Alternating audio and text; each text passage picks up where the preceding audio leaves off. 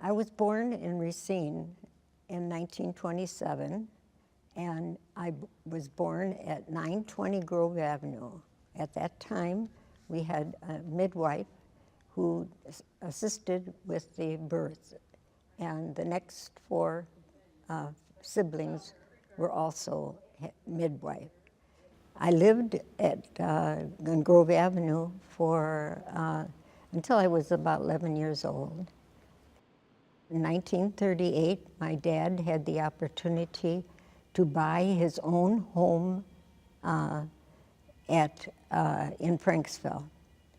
And so we moved out to the farm, and the farm is still in the hands of the Olleys.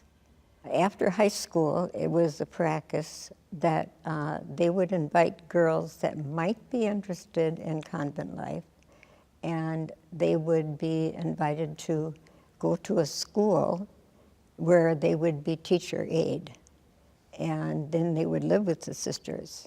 And so I looked at that and thought that would be a good 1 year.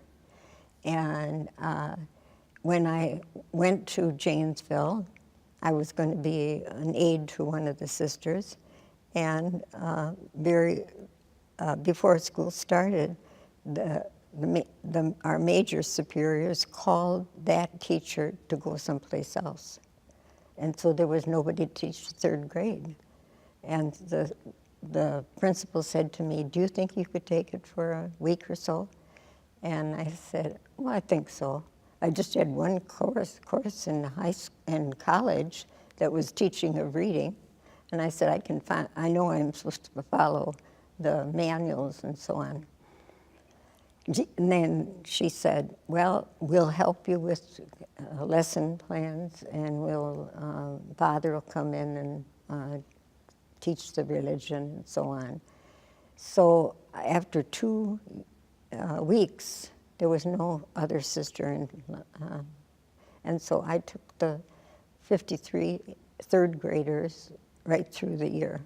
What happened there, we were in Janesville. First of all, they were going to assign me to Racine. And I said, "No, I don't want to teach in Racine because everybody knows my age." So when they said Janesville, well, I knew some of my brother's friends in Janesville, so I thought, well, that'll be fine. So I did, and so I started dating. We went out to Milwaukee and dated at different, football games, movies, plays, dances. And so anyway, at Christmas time, he said, what would you like for Christmas? And I said, I knew that was going to come. And I said, I think I'd like a black dress.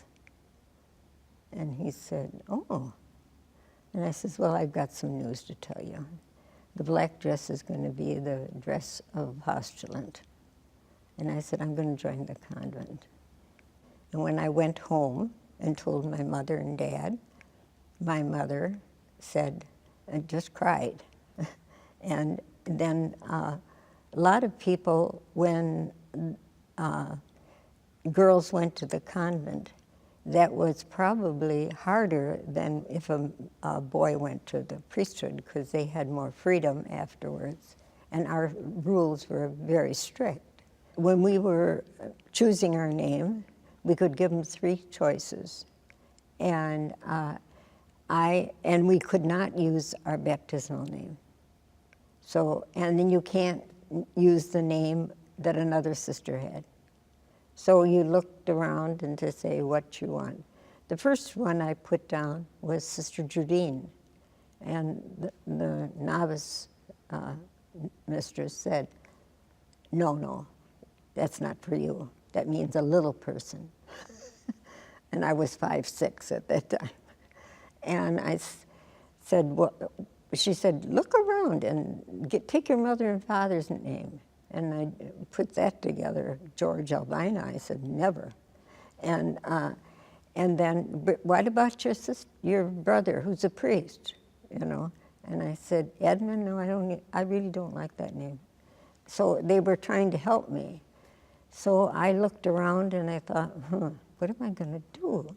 And so I looked in the paper and looked around and everything, and I thought, nobody's called Michelle, and I like St. Michael.